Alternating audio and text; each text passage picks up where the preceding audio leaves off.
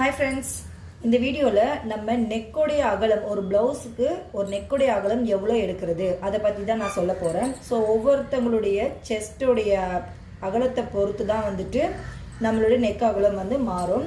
இது வந்து பார்த்தீங்கன்னா காமனாக நம்ம எல்லாருக்குமே 2 தான் எடுப்போம், ஓகேங்களா? ஸோ அந்த 2ன்றதே கூட எவ்வளோ செஸ்ட் வரைக்கும் எடுக்க முடியும் அப்படின்றத பற்றி கூட நம்ம இந்த வீடியோவில் பார்க்கலாம், ஓகேங்களா?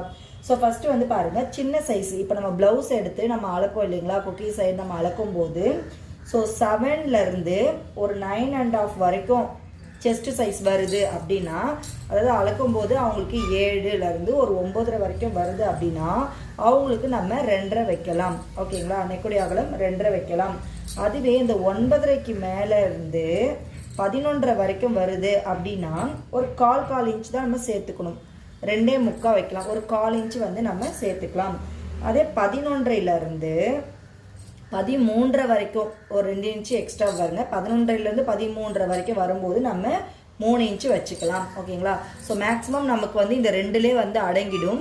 ஸோ இதெல்லாம் கொஞ்சம் பெரிய சைஸு. ஃபைனலாக ரொம்ப பெரிய சைஸு 13லேருந்து 15 வரைக்கும் வருது அப்படின்னா நம்ம இதை 3.25லேருந்து 3.5 வரைக்கும் நம்ம வச்சுக்கலாம். ஸோ இதெல்லாம் வந்து பார்த்தீங்கன்னா இது ரொம்ப பெரிய சைஸ். இந்த சைடு இருக்கிறது வந்து பார்த்தீங்கன்னா ரொம்ப பெரிய சைஸ். இது அவங்களுக்கு 3.25லேருந்து நம்ம 3.5 எடுத்துக்கலாம்.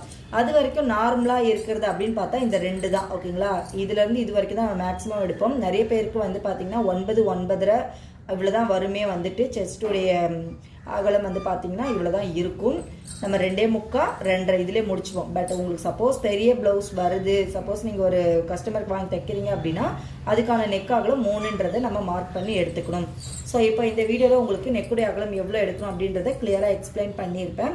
இந்த வீடியோ பிடிச்சிருந்ததுன்னா லைக் பண்ணுங்கள், ஷேர் பண்ணுங்கள், மறக்காமல் சப்ஸ்கிரைப் பண்ணுங்கள். Thank you friends.